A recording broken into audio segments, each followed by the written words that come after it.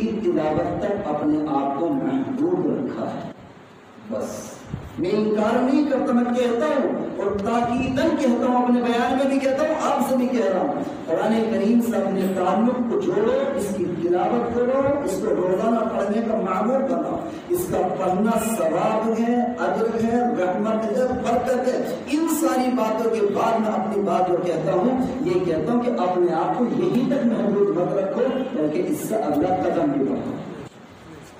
قرآن پڑھو گے ثواب ملے گا، قرآن پڑھو گے ہدایت ملے گی، قرآن پڑھو گے فرمایا یہ ہے کہ اللہ تبارک و تعالیٰ برکت بھی اتارے گا، رحمت بھی اتارے گا. لیکن اگر اس کو سمجھ کے پڑھو گے تو اللہ تعالیٰ زندگی کا مقصد بنا دے. قرآن خالی ثواب کی کتاب نہیں ہے، صرف رحمت کی کتاب نہیں ہے. اس کا تو لازمی نتیجہ ہے، اس کا تو لازمی نتیجہ ہے کہ یہ کام ہوں گے. لیکن مقصد کیا ہے؟ مقصد یہ زندگی کو بدلنا، مقصد ہے زندگی کو پلٹنا، اپنے اندر کمالنا، اپنی زندگی پر غور کرنا. آپ یہاں درس قرآن میں بیٹھے آدھا گھنٹہ، آج کے زمانے میں 2 منٹ بڑا مشکل ہو رہا ہے آدمی کو وقت دینا. اگر کوئی کال بھی لمبی کرتا نا، کوئی کتنی قریبی ہو تو تھوڑی دیر کان کو سن کے موبائل ایک طرف کرے، صاحب ان کا فون آ جائے، ان کا فون آنا اور آدھا گھنٹہ خالی کرنا اپنا، زیادہ لمبی بات نہیں. اور یہاں اللہ کا شکر ہے آدھا گھنٹہ پتہ بھی نہیں چل رہا ساتھ ادھر کو ہوا کیسے. وجہ کیا ہے؟ وجہ یہ ہے کہ اللہ کے کلام سے محبت، اللہ کے کلام سے تعلق. لیکن اس تعلق کا کچھ نہ کچھ اظہار تو ہو. ایسا تو نہ ہو درس میں بیٹھے تب بھی زندگی ایسی، درس میں نہ بیٹھتے تھے تب بھی ایسی. جو زندگی کے اندر بد نظری کی عادت تھی، بعض بچوں میں نشے کی عادت ہے، بعض میں کیا ہے چغلخوری کی عادت ہے، بعض میں چوراہوں پر کھڑے ہونے کی عادت ہے، بعض میں ٹھٹے لگانے کی عادت ہے، بعض میں نماز چھوڑنے کی عادت ہے، بعض میں فجر کی نماز بالکل ہی چھوڑ دے. ایک لمبے زمانے سے یہی پتہ نہیں ہے فجر کی نماز بھی ہمیں پڑھنی کہ نہیں پڑھنی ہے. ساری چیزیں اب ایک زندگی کے روش ہے. تو وہ چیزیں اپنی جگہ، نماز چھوڑ لیں تو چھوڑ لیں، جھوٹ چل رہا تو چل رہا ہے، ناپ تول میں کمی تو کمی، نشے کی سگریٹ چل رہی ہے تو چل رہی ہے، بیڑی نشے کے نام پر چل رہی ہے تو چل رہی ہے، بد نظری چل رہی ہے تو وہ چل رہی ہے. لیکن درس قرآن میں پابندی سے پھر نہیں. ثواب تو ملے گا، اجر تو ملے گا، رحمت تو اترے گی، دل کو سکون بھی ملے گا. لیکن قرآن کی تفسیر کا جو مقصد ہے وہ مقصد پوری طرح سے حاصل نہیں ہو. یضل به کثیرا ویہدی به کثیرا. اب مجھے اپنے آپ کو دیکھنا ہے کہ قرآن کی تفسیر سے، درس قرآن سے، قرآن کی مجلس میں بیٹھنے سے، قرآن سے اپنے آپ کو جوڑنے سے کتنا میری زندگی کے اندر ہدایت آ رہی ہے. ہدایت کسی چیز کا نام نہیں کہ اوپر سے پرندہ اتر کر آئے گا تو نام ہدایت ہوگا. ہدایت نام ہے زندگی کو بدلنے کا، ہدایت نام ہے زندگی کو پلٹنے کا، ہدایت نام ہے اپنے آپ کو غلط راہوں سے ہٹا کر اچھی راہوں پر ڈالنے کا، ہدایت نام ہے اپنی زندگی کو رب کے مطابق گزارنے کا، ہدایت نام ہے محمد رسول اللہ صلی اللہ علیہ وسلم کے کہنے کے مطابق اپنے آپ کو ڈالنے کا. اس کا نام ہدایت، معمولی چیز نہیں ہے. قرآن پاک نے اس کو بیان کرنے کے بعد اللہ نے ایک رشتہ بتایا. آج کی تفسیر جہاں سے تفسیر شروع کریں. کیا بیان فرمایا اللہ تعالیٰ نے؟ الذین ینقضون عہد اللہ من بعد میثاقہ. الذین ینقضون، وہ لوگ جو توڑ دیتے ہیں اللہ کے عہد کو، من بعد میثاقہ، اس کے پختہ ہونے کے بعد، اس کے پختہ ہونے کے بعد. اللہ تبارک و تعالیٰ سے ایک عہد ہوا ہے. جو لوگ سمجھتے ہیں، جانتے ہیں، کتابوں سے تعلق رکھتے ہیں، تھوڑا مطالعہ کرتے ہیں سیرت کی کتابوں کا، اسلامی تاریخ کا، قرآن کی کتاب، قرآن کی تفاسیر کا، یہ اسلامی دینی کتابوں کو وہ جانتے ہیں، جو علمی حلقوں میں بیٹھتے ہیں، علمی مجلسوں میں بیٹھتے ہیں، علماء کی صحبت اختیار کرتے ہیں. ایک عہد ہوا تھا اور وہ اس وقت ہوا تھا جس وقت کہ ہم کو صحیح طرح سے ہوش بھی نہیں ہے کہ یہ عہد نامہ کب ہو گیا. میں یاد دلا دوں، دیکھو جب بات قرآن کی آئے تو سمجھ لوں. جس وقت میں ہمارا وجود دنیا میں نہیں آیا تھا، اللہ تعالیٰ نے ساری روحوں کو جو قیامت تک انسانیت پیدا ہونے والی ہے سب کو اکٹھا کر کے یہ کہا تھا الست بربکم، کیا میں تمہارا رب نہیں ہوں؟ پھر کہہ دوں اللہ تعالیٰ نے ساری روحوں کو جمع کرنے کے بعد ایک عہد لیا تھا اور یہ کہا تھا الست بربکم، کہ میں تمہارا رب نہیں ہوں، تو ساری کی ساری روحوں نے یک زبان ہو کر کے یہ کہا تھا قالوا بلا، قالوا بلا، کیوں نہیں ہے اللہ؟ کھلانے والا تو، پلانے والا تو، مارنے والا تو، زندگی دینے والا تو، غم اور پریشانی میں ساتھ دینے والا تو، مشکلات کو آسان کرنے والا تو، ساری زندگی کا مالک تو ہے، کھلاتا تو ہے، پلاتا تو، سارے کام تو تیرے قبضے قدرت میں، پھر ہم کسی اور کو رب کیوں مانیں گے؟ کسی اور کی پوجا کیوں کریں گے؟ کسی اور کو معبود کیوں مانیں گے؟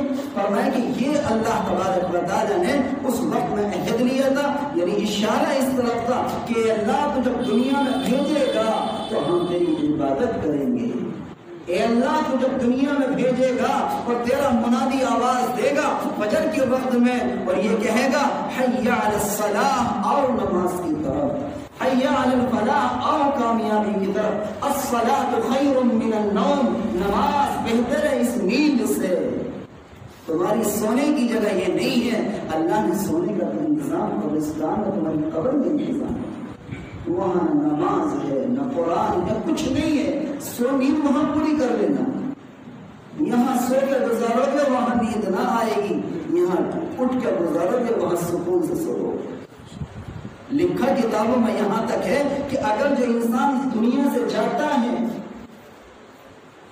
اور جانے کے بعد حساب کتاب میں وہ پاس ہو جاتا ہے تینوں سوالوں میں، تو فرشتے یوں کہہ کے جاتے ہیں نم کا نومۃ العروس، سو جاؤ جیسے کہ دلہن سوتی ہے، اس کے شوہر کے علاوہ پورا محلہ اور تمام رشتہ دار گھر کے اندر موجود ہوتے ہیں، لیکن اس کمرے میں صرف دلہا کے علاوہ کسی اور کی انٹری نہیں ہوتی ہے، مداخلت نہیں ہوتی ہے، اس میں کوئی اور نہیں جاتا، اس کا شوہر ہی اس کو اٹھاتا ہے۔ فرمایا کہ اب تم سو جب تمہارے اوپر کوئی اٹھانے والا نہیں، کوئی سختی نہیں، اور جنت کی کھڑکیاں کھول دی جاتی ہیں اور اللہ تبارک و تعالیٰ کے انعامات کے نظارے، وہاں کی ٹھنڈی ہوائیں، وہاں کا سکون، وہاں کا چین، اس کو ملنا شروع ہو جاتا ہے، اس کو ملنا شروع ہو۔ اللہ تعالیٰ نے یہ فرمایا کہ الذین ینقضون عہد اللہ، وہ لوگ جو توڑ دیتے اللہ کے عہد کو، اللہ نے یہ عہد لیا تھا مجھ سے بھی آپ سے بھی، اگر میں نماز چھوڑ رہا ہوں تو مسئلہ صرف یہاں ختم نہیں ہو جاتا کہ نماز چھوٹ گئی، اگر میں جھوٹ بول رہا ہوں تو مسئلہ صرف یہاں نہیں ختم ہو جاتا کہ میں نے جھوٹ بول دیا، اگر میں ناپ تول میں کمی کر رہا ہوں تو مسئلہ یہاں ختم نہیں ہو جاتا کہ میں نے ناپ تول میں کمی کر لی۔ فرمایا یہ ہے، اللہ نے فرمایا کہ فویل للمطففین، ہلاکت اور ناپ تول میں کمی کرنے والے۔ اگر میری زبان سے جھوٹ ہے تو اللہ نے فرمایا الا لعنت اللہ علی الکاذبین، اللہ کی لعنت جھوٹ بولنے والوں۔ اگر میں نماز چھوڑ دیتا ہوں تو مسئلہ یہاں ختم نہیں ہو جاتا کہ خالی نماز چھوڑ دی، نہیں، میرے آقا علیہ الصلوۃ والسلام نے یوں فرمایا، کیا فرمایا؟ جعلت قرۃ عینی فی الصلاۃ، میری آنکھوں کی ٹھنڈک نماز میں ہے، جو نماز پڑھے گا مجھے ٹھنڈک پہنچائے گا اور جو نماز نہ پڑھے گا مجھے تکلیف پہنچائے گا۔ اس سے بڑی بات بتا دوں، جب بات آئے گی میرے آقا کی تو سن گئی، عمل کرو گے انشاءاللہ، اللہ تعالیٰ نے کی توفیق میں سچی بات بتا رہا ہوں۔ میرے آقا علیہ الصلوۃ والسلام نے ساری زندگی، چاہے طائف کا سفر ہو، چاہے شب برات کی رات میں جنت البقیع کا قبرستان ہو، اور چاہے کہ وہ میدان محشر ہو جس دن سارے انبیاء ساری انسانیت ہو، کیا مانگا میرے نبی نے؟ یا ربی امتی، یا ربی امتی، اے اللہ میری امت، اے اللہ میری امت۔ لیکن اپنی امت سے ایک سوال کیا تھا، ایک بات رکھی تھی، ایک تمنا رکھی تھی، اپنی امت سے ایک تمنا، دل کی چاہت رکھی تھی۔ ہم بھول گئے کہ ہمارے نبی کیا پیغام دے کے گئے۔ ہمارے نبی نے یوں فرمایا تھا کہ تم اپنی زندگی میں میرے لیے دعا کرنا، میں نے ساری زندگی تمہارے لیے مانگا ہے، اب میں اس دنیا سے پردہ فرماؤں، تم میرے لیے دعا کرنا۔ تاکہ کیا دعا کریں؟ تاکہ مقام محمود کی دعا کرنا۔ اللہ تعالیٰ نے جنت میں ایک مقام محمود بنایا ہے، اور اللہ تبارک و تعالیٰ مقام محمود کسی ایک بندے کو عطا فرمائے گا، اور امید یہ ہے کہ وہ مجھے مل جائے، لیکن آپ لوگ دعا کرنا مقام محمود۔ آپ کو حکم تو صاحب اس کی دعا کیسا ہوگی ہمیں تو پتہ بھی نہیں، میں بتا دوں کیسا ہوگی، دیکھو سنو، اللہم رب هذه الدعوة التامة والصلاة القائمة آت محمد الوسيلة والفضيلة وابعثه مقاما محمودا الذي وعدته وابعثه مقاما محمودا الذي وعدته. کیا آتی محمد الوسیلۃ والفضیلہ، اللہ عطا کر دے ہمارے نبی محمد صلی اللہ علیہ وسلم کو کیا عطا کر دے؟ مقام محمود الذی، اس مقام محمود کو الذی وعدتا، جو تو نے ہمارے نبی سے وعدہ کیا ہے. ہمیں نہیں پتا ہے، ہماری غفلت میں بتا رہا ہوں کہاں. جو اصل پیغام میں دینا چاہ رہا ہوں آپ کو، ہماری اذانیں ہوتی ہیں ہمیں تمیز نہیں ہوتی کب اذان شروع ہوئی اور کب پوری ہوئی. جو عقل مند لوگ ہوتے ہیں نا وہ اس چیزوں پر غور کرتے ہیں. اگر ٹیلی فون آ رہا ہے ادھر اذان شروع ہوئی ادھر فون آیا تو اس وجہ سے تو فون کاٹ دیتے ہیں ہم، اس وجہ سے تو فون کاٹ دیتے ہیں بھائی آواز صاف نہیں آ رہی ہے ذرا فون کاٹ دو اور اپنے کام میں مشغول ہو. اس وجہ سے نہیں کاٹتے ہم فون کی اذان ہو رہی ہے اب میں بعد میں بات کروں گا اب میں اللہ کا نام سنوں گا، اس وجہ سے نہیں کاٹتے. میرے درس میں خواتین و خواتین بھی موجود ہیں، میں ایک کام کی بات سن رہا ہوں مردوں کے لیے بھی خواتین کے لیے. حضرت زبیدہ ایک بہت بڑی اللہ والی ملکہ، واقعات کا مزاج نہیں سنانے کا لیکن بات آ گئی سنا دوں مختصر سے بتا. بڑی اللہ والی ہے، اپنی زندگی میں بڑا نیک کام کیا، نہریں کھدوائیں اور دیگر کتنے کام کیے. لیکن فرمایا کہ جب اللہ تبارک و تعالیٰ قبول کرنے پر آتا نا تو اللہ کے ذات کے لیے ہمارے معاشرے میں ایک لفظ بولا جاتا اللہ نقطہ نواز ہے، ذرہ نواز ہے. قبول کرنے پر آئے تو چھوٹے سے ذرے کو قبول کر لے اور مغفرت کے فیصلے کر دے، اور اگر نہ قبول کرنے پر آئے تو بڑی بڑی عبادتیں بھی کیا ہے رائے نہ چلی جائے. اللہ نقطہ نواز ہے، بڑے دیکھنے کام کیے. لکھا ان کے متعلق یہ ہے کتابوں میں کہ ان کا جس مکان میں وہ رہتی تھی جس محل میں 300 کمرے تھے ان کے یہاں پر اور 300 ہی نوکرانیاں تھیں اور بھی تھی. فرمایا کہ ہر نوکرانی کی ذمہ داری کہ وہ آئے اور آ کر کے ایک کمرے میں تلاوت شروع کر دیں، اپنی ڈیوٹی کا وقت مکمل ہو اپنے گھر چلے جائے، مہینہ پورا ہوتے ہیں. بڑی تلاوتیں کرائیں، بڑے نہریں کھدوائیں، بڑے بہت سارے کام.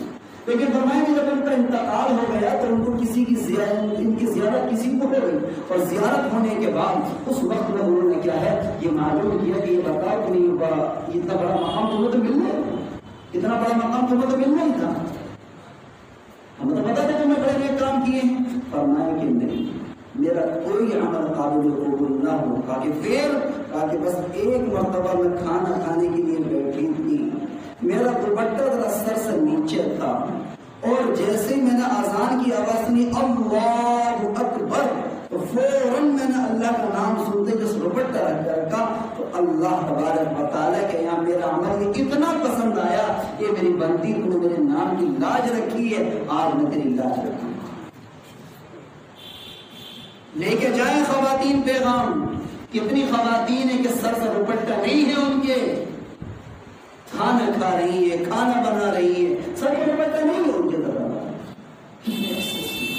مردوں کو بھی چاہیے کہ عورتوں کے ساتھ حیا ایک چیز ہے، شرم ایک چیز ہے، اللہ نے حیا ایک چیز بنایا. تو اللہ تعالیٰ یہ نہیں کہ کوئی بہت بڑا کوئی لمبا چوڑا سا وعدہ کیا ہو. جو ہمارے نبی محمد رسول اللہ صلی اللہ علیہ وسلم دین و شریعت لے کر آئے، جو قانون لے کر آئے ہیں، وہی قانون، وہی دین، وہی شریعت اللہ تبارک و تعالیٰ کا وعدہ ہے. اللہ فرماتا الذین ینقضون عہد اللہ من بعد میثاقہ، وہ لوگ جو توڑ دیتے ہیں اللہ کے عہد کو من بعد میثاقہ، اس کے پختہ ہونے کے بعد، اس کے پختہ ہونے کے بعد.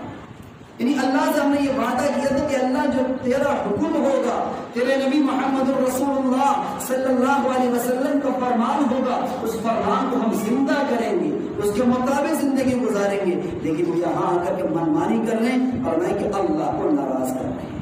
اگر فرمائے کہ وَيَقْطَعُونَ مَا أَمَرَ اللَّهُ بِهِ أَن يُوصَلَ وَيُفْسِدُونَ فِي الْأَرْضِ، اور توڑ دیتے ہیں کس کو؟ ما امر اللہ بھی، جس کا اللہ نے ان کو حکم دیا ہے، ایو صلاح کہ ان کو جوڑا جائے.